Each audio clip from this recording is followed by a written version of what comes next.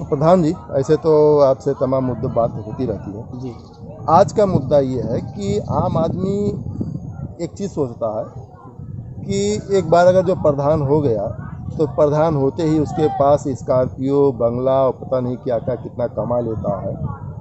तो चूँकि हर लाइन में अच्छे बुरे होते हैं, लेकिन अगर कोई प्रधान कमाना चाहे, जी।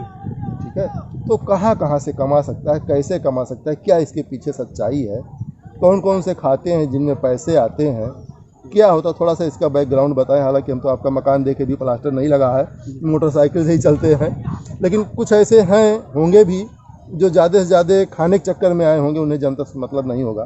तो थोड़ा ये बताएं हमारे दर्शकों को कि वास्तव में प्रधान के लिए खाने का जुगाड़ कितना है, कहाँ कहाँ से है।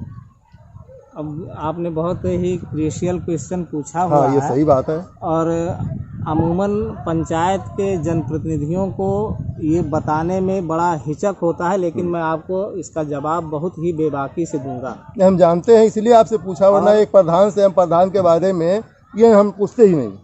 यदि प्रधान पंचायत का सारी समितियों का अध्यक्ष होता है, जब पंचायत का गठन होता है तो उसमें 6 समितियां होती हैं। तो जैसे जल प्रबंधन समिति होता है, स्वच्छता समिति होता है, और प्रशासन समिति होता है, और स्वास्थ्य समिति होता है, और राजस्व समिति होता है, तो और शिक्षा समिति। तो समितियां जैसी जैसी समितियां हैं उसी हिसाब से उसके मद भी हैं। करीब करीब आप मान लीजिए कि जितनी बड़ी पंचायत होगी, जितने उसके अंडरटेकिंग कर्मचारी होंगे, बहुत से कर्मचारियों के जॉइंट अकाउंट होते हैं। ख़ास तौर से जो वित्तीय लाभ जो होता है वो पंचायत सचिव और पंचायत अध्यक्ष यानी प्रधान का जॉइंट अकाउंट होता है, चाहे उसमें चतुर्थ पंचम वित्त आयोग या 14वां और 15वां वित्त आयोग। अच्छा, क्या है ये जो है चतुर्थ और पंचम वित्त आयोग जो होता है, और राज्य सरकार इसमें पैसे पॉपुलेशन के अकॉर्डिंग भेजती है। और 15वां और 14वां वित्त आयोग जो होता है, इसमें केंद्र सरकार यानी भारत सरकार उसकी पॉपुलेशन के हिसाब से उसमें पैसे उस मद में भेजती है। अच्छा। जिससे गांव का डेवलपमेंट किया जा सके। तो ये पॉपुलेशन के अनुसार, मतलब जैसे कितने वोटर पर अनुमानित कितने पैसे आते होंगे? अब आप मान लीजिए कि कोई ग्राम पंचायत में कम से कम 1000 वोटर होने पर उस गांव को ग्राम पंचायत का नाम दे दिया जाता है, ग्राम पंचायत हो जाती है। जैसे हमारा विकास खंड भवन जो होता है, तो एक समय यहाँ पर लगभग 75 ग्राम पंचायतें हुआ करती थी, लेकिन अब इस समय 66 ग्राम पंचायतें हैं। अब परसीमन के लिए लोग बात कर रहे हैं। परसीमन होने के बाद में भी लगभग नियर अबाउट 72 या 75 ग्राम पंचायतें होने की संभावना है। लगभग 1000 मान लिया वोटर है, कितने पैसे आते हैं? अगर जो 1000 वोटर हैं तो नियर अबाउट 1,14,000 चतुर्थ और पंचम वित्त आयोग में आएगा, और नियर अबाउट 4 लाख से 5 लाख 14वें और 15वें वित्त आयोग में आएगा। वार्षिक नहीं, ये आता है साल में 2 बार आता है। अच्छा, 2 बार अर्धवार्षिक। अच्छा, हाँ, तो हम ये कह रहे थे, जैसे मान लिया आता है तो वो खाने का जुगाड़ कहाँ कहाँ है प्रधान जी का? अगर कोई खाने वाला मिल जाए जी, तो कैसे, वो कहते नहीं प्रधान खा गए, कैसे खा जाते हैं, कितने रास्ते क्या है? अगर जो उनको प्रधान एक्चुअली खा नहीं सकता है, प्रधान ईमानदार है। नहीं, हम भ्रष्ट प्रधान की बात कर रहे हैं, ईमानदार तो खाएगा ही नहीं। हम जो कुछ ऐसे आ जाते हैं जो पैसे कमाने के लिए आए हैं, हम वो जानना चाहते हैं। जो भ्रष्ट प्रधान है वो प्रधान अपने सचिव और जो एमबी करने वाले जेई होते हैं, चाहे वो एमबी मतलब जो काम किया जाता है उसको जो नापते हैं, इंक्वायरी करते हैं, जो अधिकारी इंक्वायरी करते हैं, कागज को फॉरवर्ड करते हैं, तो उन सब की मिली भगत से वो घोटाला कर सकता है।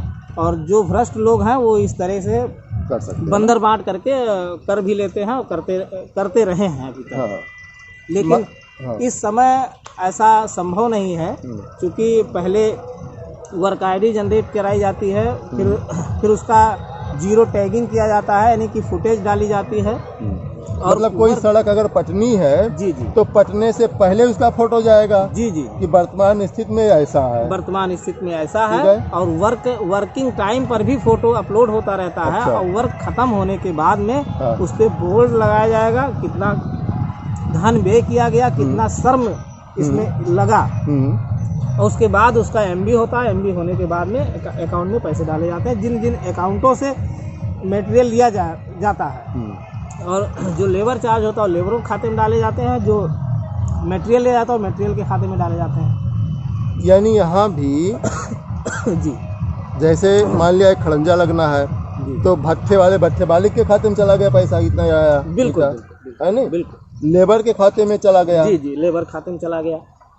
और जो भी और भी उसमें एसेसरीज हैं, जैसे कि ह्यूम पाइप लगना है, बोर्ड लगना है और मिट्टी की फिलिंग होनी है, तो वो उन मदों में उनको पैसा ट्रांसफर किया जाता है। तो जुगाड़ कहाँ से होता है बीच में खाने का? ये तो कहीं जुगाड़ नहीं दिख रहा है। नहीं, जुगाड़ जब कार्य किया जाएगा तो जुगाड़ नहीं होगा। हाँ। और यदि कार्य नहीं किया जाएगा तो सारे जुगाड़ ऑन पेपर हो जाते हैं। अच्छा, वो फिर तो लंबा बंतरवाट होगा।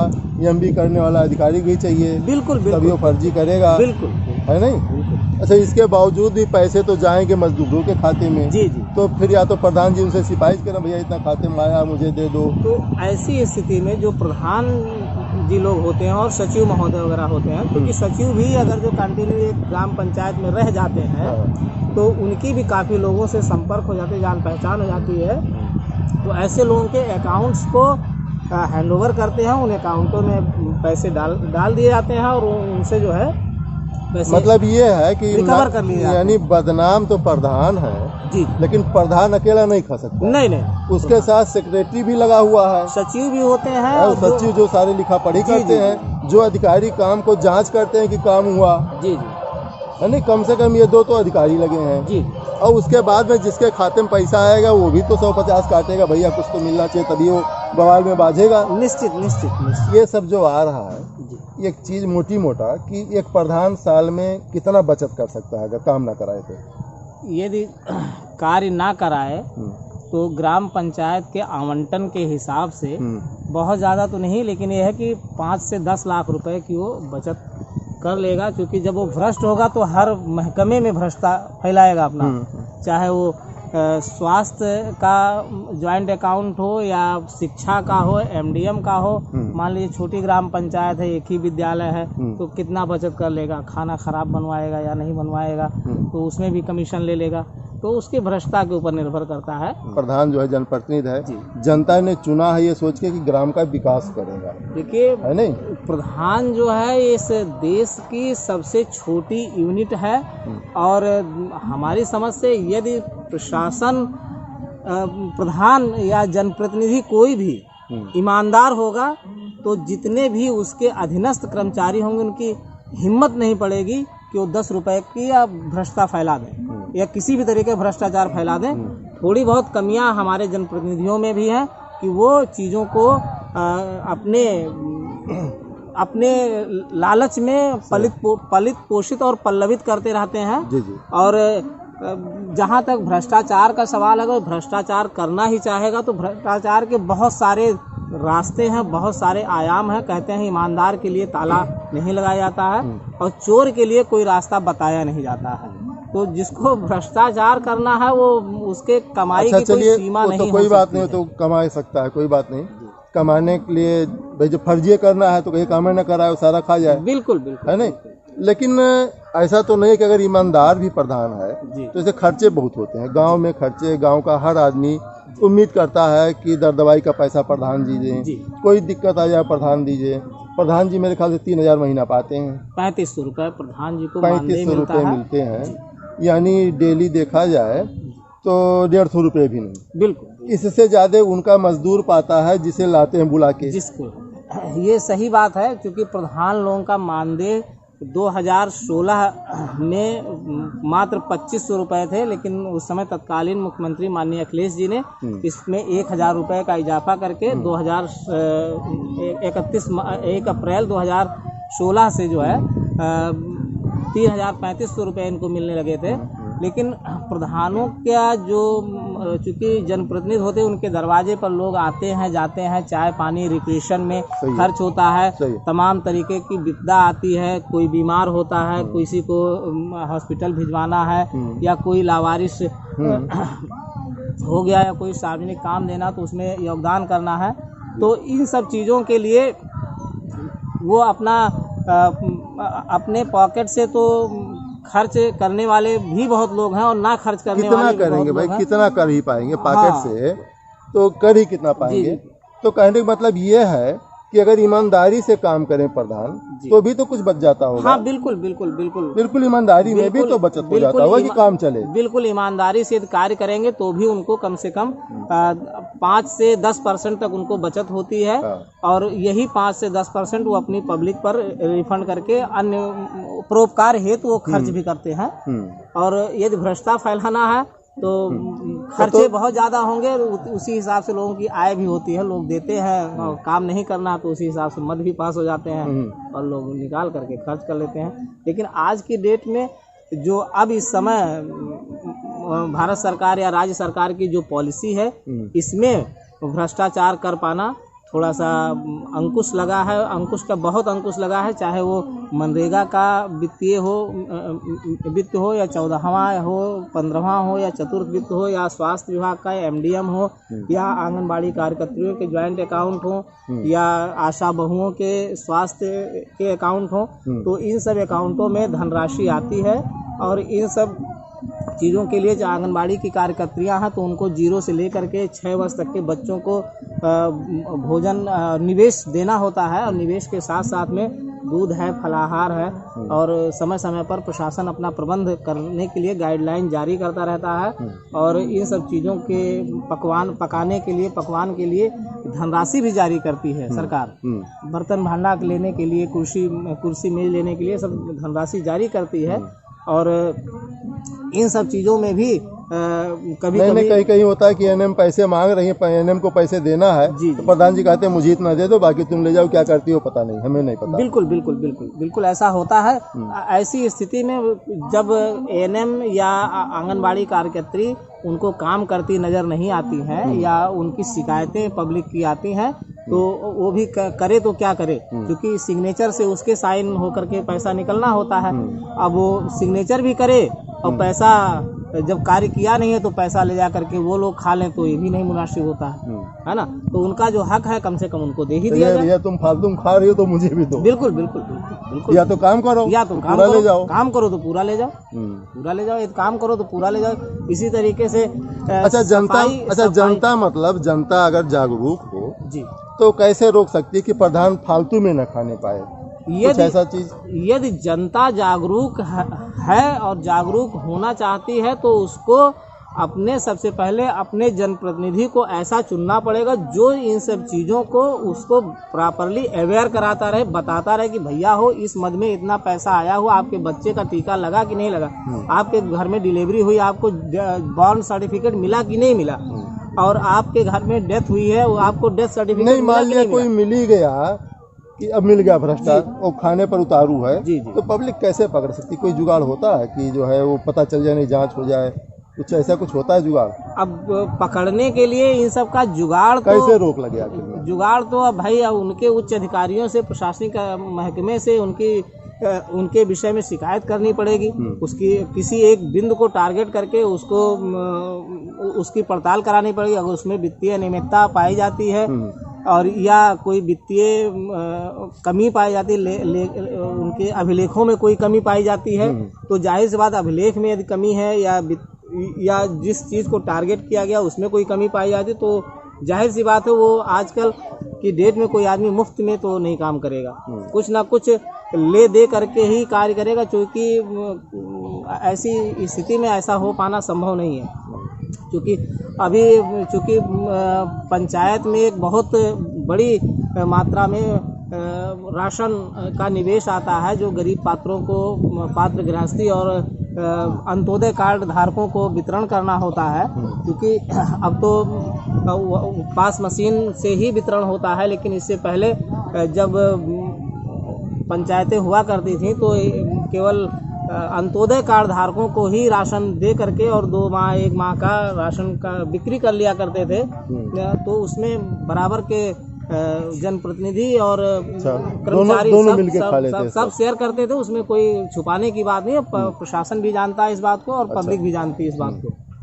लेकिन तो वो भी नहीं हो पा रहा, वो तो नहीं हो पा रहा, नहीं बिल्कुल नहीं हो पा रहा है, क्योंकि जो भी उठान होती है उठान में ही थोड़ी बहुत बार्गेनिंग हो जाती है। क्योंकि 50 किलो का बोरा विद बैग उसको 50 किलो 51 किलो का होना चाहिए, अगर बोरा समेत उसमें निवेश 50 किलो होना चाहिए, लेकिन ऐसा होता नहीं है।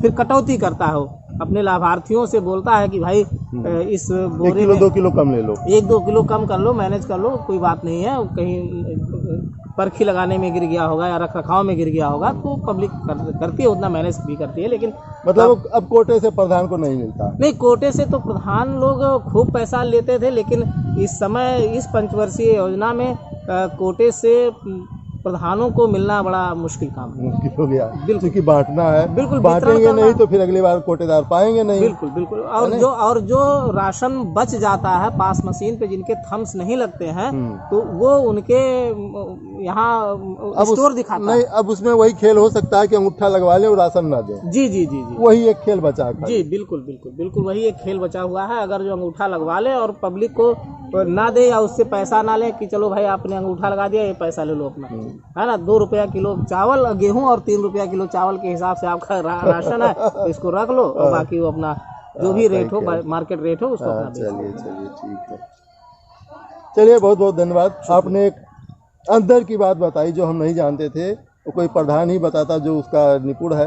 तो आप चूंकि उस बात को जानते हैं, कहाँ कहाँ से पैसे आते हैं, कैसे कैसे कहाँ कहाँ गोलमाल हो सकता है, तो बहुत बहुत धन्यवाद आपने बताया। नहीं, अब आपने ग्राम पंचायत घारी घाट से बात किया है प्रधान से, तो चूंकि यहाँ पर भ्रष्टाचार है, आप एक ईमानदार, इसीलिए आपसे पूछा। कोई बेईमान हो तो कहा नहीं भैया कुछ नहीं लेकिन आपसे इसीलिए पूछा। शुक्रिया कि आपकी नज़रें में हम ईमानदारी किसे कार्य कर रहे हैं और हमारी ईमानदारी को आप नज़रें परख रही हैं, तो मैं आपके लिए बहुत धन्यवाद देता हूं आपको कि आप। बाकी जो प्रधान करते हैं गलत काम, उनके लिए कुछ कहेंगे?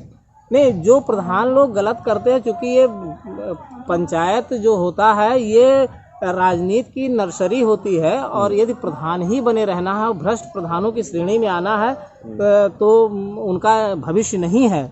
तो वो ऐसे कार्यों में संलिप्त होते हैं, तो उनको हम सुझाव देना चाहते हैं कि ऐसे कार्यों में संलिप्त ना हो, क्योंकि प्रशासन जब भी चाहेगा तब भी आपकी रिकवरी करा लेगा। और उसमें जो भी सबसे, चूँकि आपके सिग्नेचर से सारे कार्य क्रियान्वयन होते हैं, आप उस चीज़ के अध्यक्ष होते हैं, और चाहे सचिव हो या राजस्व सचिव हो या स्वास्थ्य सचिव हो या शिक्षा सचिव हो, कोई भी हो, पहले उस चीज को जान लीजिए, समझ लीजिए, उसके बाद में हस्ताक्षर कीजिए। ऊपर से अब तो सोशल मीडिया का जमाना है, हर किसी के हाथ में फोन है, बिल्कुल है नहीं, कोई कहीं भी शिकायत कर देगा, पोर्टल पर मोबाइल से ही शिकायत कर देनी है, जो कि अब आसान हो गया है। बिल्कुल, तो मुसीबतें बढ़ सकती हैं, तो ऐसा ना करें जो लोग कर रहे हैं, ऐसा ना करें तो ज्यादा बेहतर होगा। और जो लोग शिकायतें करते हैं तो ऊपरी शिकायत मत करें। जो लोग शिकायत करते हैं उनको पहले बिना किसी द्वेष के, बिना किसी भाव की यदि कमी है तो सबसे पहले अपने प्रधान को सूचित करें। हो सकता है प्रधान जान ही ना पा रहा हो कि यहाँ पे कमी हो रहा है, हमारा कर्मचारी कमी कर रहा है या हमारा महकमा कमी कर रहा है। सबसे पहले अपने प्रधान को सूचित करो। प्रधान यदि नहीं सुनता है तो 2, 4, 8, 10 आदमी उसके दरवाजे पे जाकर के उसको शिकायत करके और फोटो ऑनलाइन मतलब रिकॉर्डिंग के साथ में उसको उससे शिकायत फिर भी नहीं करता, तो इसका मतलब वो प्रधान भ्रष्ट है। धन्यवाद।